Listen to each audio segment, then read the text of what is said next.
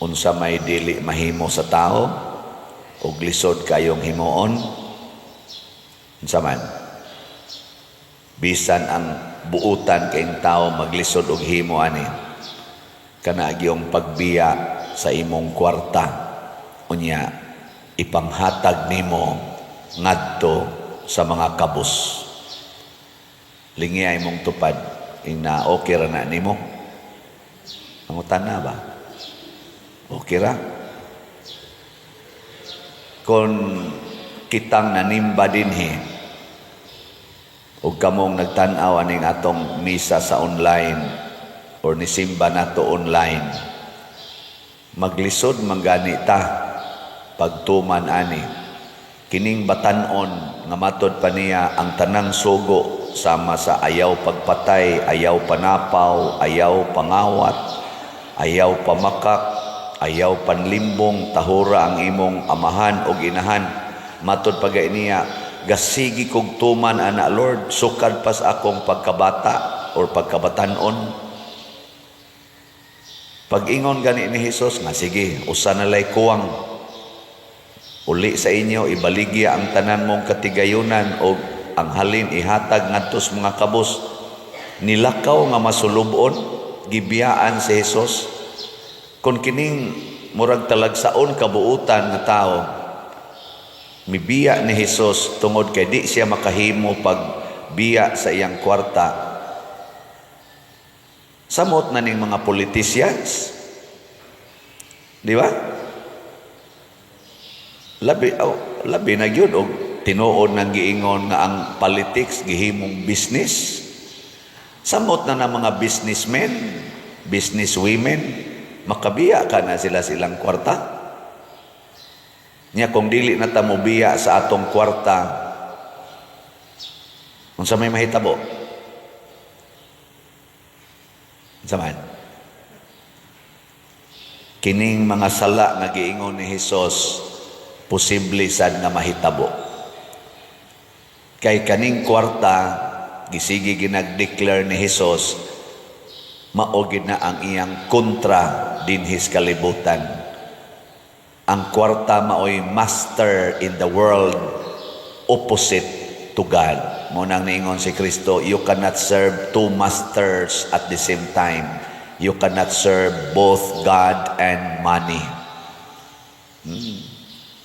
Muna siya. Anong luya man kay mugnaw? Ano man? Ganahan man gud nga we serve both God and money. Gani magsige tag-ampos Ginoo taga-itawon kog kwarta, Ginoo taga-itawon kog kwarta. Ayaw na mo pag-ampo ana oy. Ayaw na. Hunongon tanana ang pag-ampo, Ginoo taga-itawon mig kwarta, Ginoo in town taga-in town mi og arang-arang pagkabutang, Ginoo. Ayaw na. Gisultihan atas Ginoo unsay maayong iampo. Unsa man? Matod pa niya, sige tagkanta na, seek first the kingdom of God and everything you need will be given to you. Everything you need will be given to you. Seek first the kingdom of God. Nya gibiyaan man hinoon si Jesus, di everything he needs will not be given to him. Simple kay na nga prinsipyo. Nya ang Ginoo di man abakakon. Tanawa si Saint Francis of Assisi, nibiya siya sa iyang katigayunan. Daghan kay siyang tao nga natabangan labi na mga kabus. Si Mother Teresa of Calcutta nibiya gihapon sa iyang mga katigayunan. Purting daghana niyang natabangan nga mga kabus.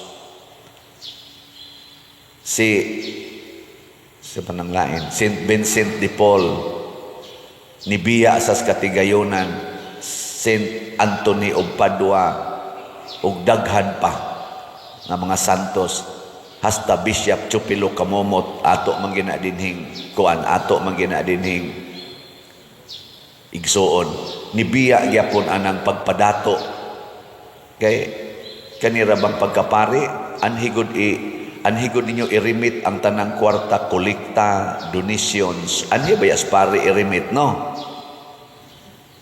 Ako sa akong pagkapari karon, sobra na 400 million ang akong nadawat nga kwarta.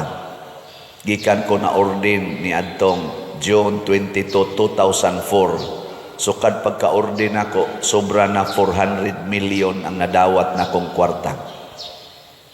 Oo na. Ano yung mo kong tutukan?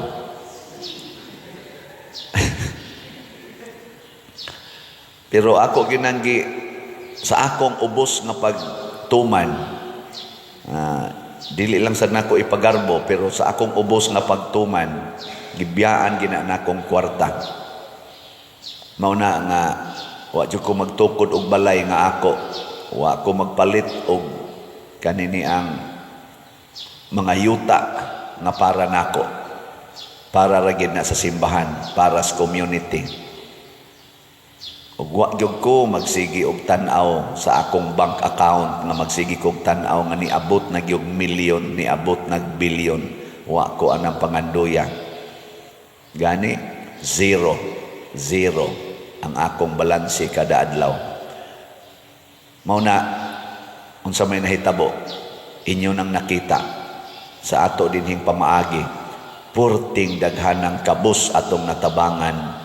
Daghan kayong natagaag bugas, tambal, hasta pa ng lungon, daghan kay tag natagaan, daghan tag na paeskwela, gani daghan tag natukuran og balay.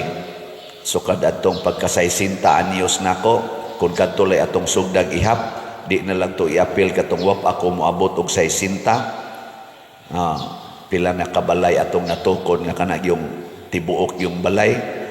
Niabot na as of yesterday, niabot man tong 49, niya plus 90 atong niaging tuig. So 139 na kabalay ang atong natukod dinhi lang na sa atong parokya. Di ba? Mura mo lang mugwa in taon niya kay ngon tabang. Hala mao ba day padir? Tungod sa nasa inyong pagbiya sa inyong tag 100 pesos, kay ang atong si Tio slat 100 pesos raman to. Sa inyong pagbiya kada semana, palit usa ka slot, palit 5 ka slots kada semana, gibiyaan ninyo ang inyong tag 500 pesos, inyong tag 1,000 pesos, ang inyong tag 5,000 pesos, depende lang og pilay imong makaya pagbiya. Sa inyong pagsigig biya ana, sukad adtong 2020 nga nagslat-slata sugod June 2020, hangtod karon daghan ninyo gasigig balik-balik og biya ana. Tanawa ang atong na-contribute sa simbahan. Gahapon nag mission appeal diri si Father Gistoni para in town sa iyang eskwelahan nga gi-manage. Nakakuha na sad siya 100,000 gahapon. Mapakpakan nato. Nindot ana 100,000. Kadako na nagtabang dito sa iyang mga maestra, sa mga kinahanglanon, sa mga eskwelahan, sa mga estudyante, kay galisod sila dito sa ilang parochial school. Kadako na nagtabang tungod sa atong pagbiya. Tungod ninyo nga mibiya, pila ra kato inyong gihog, na tag 1,000 tingali, na ay 500, na ay 50, na ay 20, na ay 5 pesos, na ay piso. Kada nato biya sa kwarta, dunay nindot nga mahitabo sa atong katilingban. Timan-an gina nato. Muna ang sugo ni Kristo biyain ang kwarta. Bikaron sa Team Marcos o Team Duterte, sa inyong tanaw, naaka na nila'y mubiya o kwarta? Ha? Moingon ra ba day mong wa? Ay mo pagsipang hukom, pamalandungi. Atong pamalandungan, kinsa man niining Team Marcos o Team Duterte, gikan sa senador hangtod sa konsehal lungsod, kinsa ani nila ang anda mo biya og kwarta, anda mo biya sa ilang katigayunan aron mga lagad sa katilingban. Kita mo sunod ra ba sa taanang prinsipyo, siyawan-on nga prinsipyo? Father, unsaon ako pag-alagad sa katilingban ug wa ko'y kwarta? Tun-i ang kinabuhi ni Bishop Chupilo Camomo, tun-i ang kinabuhi ni St. Francis, ni Mother Teresa of Calcutta, tun-i na kay mga models na sila, tun-i ang kinabuhi ni San Pablo, ni San Agustin, ni San Ignatius of Loyola, tun-i ang kinabuhi ni San Benedict, ni San Dominic, kay mga founders ni og mga nindot kay mga kongregasyon nga hangtod karon nag-alagad pa nato, mga Franciscan, Agustinian, Dominican ug uban pa, mga Jesuits. Namiya ni sila sa ilang katigayunan, nakaalagad sa kalibutan, sustainable pa kaayo. Hangtod karon naa pa. Nya mo question pagitana. Kanilang pag-ingon nga ayaw panglimbong. Kinsa man gyud kusog manlimbong, kanang mobiya og kwarta o kanang mutigom og kwarta? Kusga. Mauna. Basta naa gani ng prinsipyo nga magtigom kog kwarta, dali kay kang makuha anang panglimbong, wa kay transparency. Dili nimo masulti ang tinuod nimong kwarta. Magsige lang kag ingong wa. Tinuod ka na. Pero og wa ka anang paghigugmas kwarta, ang kwarta nimo para gyud ialagad sa tanan, ikatug-an nimo ang tanan. Una dinis atong parokya, thanks be to God, na agitay accounting record to the last centavo, na atay record ana. Ako wala na ko magmonitor sa akong bank accounts, sa ako ganing credit card, hastas akong GCash, na ana tanan sa atong finance council. Ila nang balansihon, ila pa gani kung paninglan kung dili mabalanse. Pader, unsa man nga expenses, wala ginini mo na butangig resibo. Uy, kuwangan day tinuod no ana. Wa na ko, zero na ko, transparent. Nya ato ginang isulti dinhi ang summary. Pilay kwarta nga beginning kada buwan sa last month, pilay beginning, pilay total cash receipts, pilay total disbursements, unya ending balance. Mo lang na ang atong summary. Pero gusto mo detalyado o interesado ka adto as atong finance council, tuwa didto ato pag ginanggi pa-audit natay auditor sad. Dili na tungod kay gikinahanglan, wala pa man na gikinahanglan sa atong dinis atong archdiocese, wa may mandate ana nga istrikto yun. Pero ato nang gibuhat for transparency's sake. Ana. Karon na ako'y nadunggan nga nakita sa social media, lain na sa ning issue, na ay usa ka lawyer nga expert og IT, murag kuan sa ni siya, kandidato pod ni siya og usa ka posisyon sa eleksyon karon, murag local mating ito. Naa siya suggestion sa Comelec nga malikayan unta ning gitawag og dagdag bawas. Di ba kusog ang duha man ni ka dagkong anomalya panahos eleksyon, vote buying o dagdag bawas. Kanang duha galisod gyud ang atong Comelec og sumpo ana. Ato na lang ginang dawaton. Vote buying pulos gini against sa atong omnibus election code. Kibaw mo ana. Kay ako si simple sa kusuna 1992 hangtod karon na anang omnibus election code, gidili ang vote buying, gidili ang dagdag bawas. Naa sila'y mga sistema na mo nang donatay mga kanang balaod nga mo dili sa vote buying o dagdag bawas, mga watcher inana. Hangtod niabot ning automated counting machine. Automated counting machine. Na i-connect na nimo sa internet nya mo transmit dayon sa resulta in few minutes, hibaw-an na nimo ang resulta. Kining IT expert ni suggest siya sa Comelec nga kung pwede samtang mag-counting pa dito sa presinto, ayaw i-connect sa internet ang kada machine. Kay once ma-connect na sa internet, hackers can manipulate. Bisan gani ang kanang gitawag natong highly confidential na kaayo nga code sama ng bangko, central bank, hasta gani kuno ang Pentagon sa US na hack man gani, nasudlan mas hacker, basta connected na kuno kas internet, mahasud na kadiha sa cyber world, everything will happen. Muna ingon siya, para malikayan ang dagdag bawas or alteration of results. Ayaw i-connect.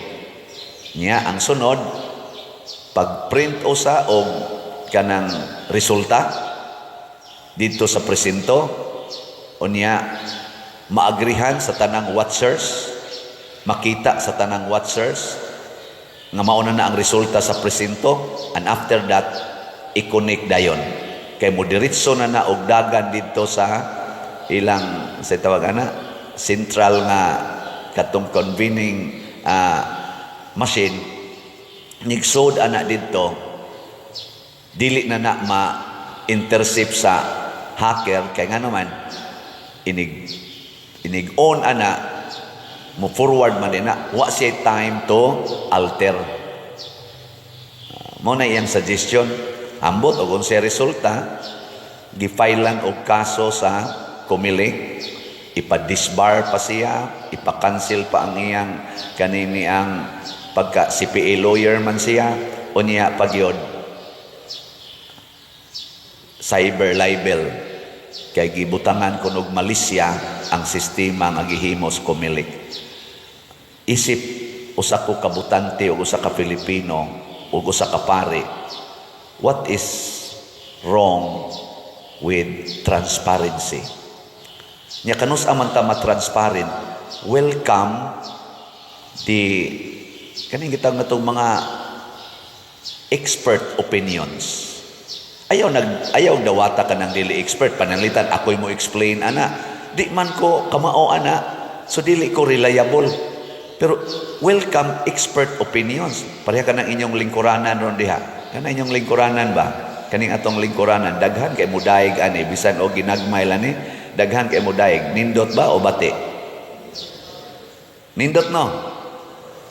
Pagsugod palag conceive ani, 16 or 17 ka mga designs gikan sa atong mga parishioners nga mga expert sa pag-design og lingkuranan atong gi-welcome. Unya, kami sa Pastoral Council o sa Finance Council, nag-meeting gipilian na mo ang 5 nga nauyon na mo out of 16. Human, gi-meeting na mo ning 5 o gipaminaw na mo ang ilang mga explanation. Nag-meeting na sad kami sa Finance Council o gikan ato, nagpili mig usa. Og mao na siya resulta. Human, amo siyang gipahimo og model o gitawag na sa nato ang mga experts o gi-criticize ang model. Unang dunay mga adjustment nga nahitabo. Kanang normal gyud gilingkuran, gidusok-duso, gitumba, gipabarog. Kuang yun, naigamayng igot. Moingon, ni igot man wap aga ni maglingkurin, ni igot na. Wa ni kuwang ni skaligon. Ana mo na diha, ana-ana di ba di gina mo igot. Mo igot na lang imong lubot, di gina mo igot atong lingkuranan. Nganoan, ni agi og mga expert opinions. So, I would like to suggest sa atong Comelec. Murag kaliwat ra banig taga dinhi ang atong head sa Comelec. Kanang welcome all expert opinions. Bahala murag negative, murag usahay mainsultuhan ta. Ako bitaw dinhi criticize man ko. Ato gani dining usa sa mga fanatic is atong parokya na kapitan kanis Kap Richard Pindo. Iya mo ikong ingnon ana inig meeting. Ayaw lag negosyate ana pa dir kay lain ra bakag batasan. Imbis mo hangyo pun ana hinoon. Ayaw lang ka kami lang ana ba. Anang ako mo welcome sa kuna bitaw no. Ako din ang kahuyangan di ay. O ana. Ayaw lang kami na lang ana. So, nindot, welcome ta. Saon man gyud nga mao man ang expert opinions. Mao na iampo nato na ang transparency mahitabo gid unta karong panahon sa elections. Kay ato na gining problema since time immemorial, vote buying o kanang dagdag bawas. Kung mahimo ang dagdag bawas sa manual nga counting, how much more diha sa machine nga wa na kita kahibawog giunsa to pagtotal sa machine ang tanan nga natambak dito nga mga butar mga votes giunsa pagtotal sa machine didto sa ilawom wa na ta kahibaw ana og tuad didto mosud ang mga hackers mo na gitawag og kawat diha sa hangin, kawat sa hangin. Daghan na kayong nabiktima ana, maglingkod ra ang kawatan, naara sa keyboard, naara sa mouse, galingkod sa una ang kawatan mo, kat-kat pa, mo bungkag pas bungbong, magdapa ng masin, bugat kay tanan, dapag armas, karon galingkod na lang, ana nya transfer, igsunod mo tanaw, zero na ang imong millions na transfer na ngadto kay maona. Kung matransfer na nilang mga kwarta nga sealed gina by code dito sa bangko, how much more ka ng atong pagbutar nga kausara na mahitabo. Kausara na mahitabo, kadali ra ng usbon. Ang bangko gani nga sealed yun kay na, kay giprotektahan ang atong gideposit, makuha pa man gani, kana pa bang butar? Vote nato, sayon kay na sa mga hackers. Welcome expert opinions, mga kumilik, aron matagaan og kalinaw ang atong mga kasagrado aning atong pagbutar. Ug unsaon na kamoy in charge diha, expert mo, but do not trust on your own expertise. Welcome other expert opinions. Muna si Jesus, ingon siya, biyain ang tanan aron dili musaka ang imong garbo, nya murag ikanay sakto kaayo. Biyai ang tanan, nya i-welcome ang kabubuton sa Dios. Kay ang kabubuton sa Dios muagi ni bisan kinsa, dili lang sa usa ka tawo. Mao na ang atong iampo.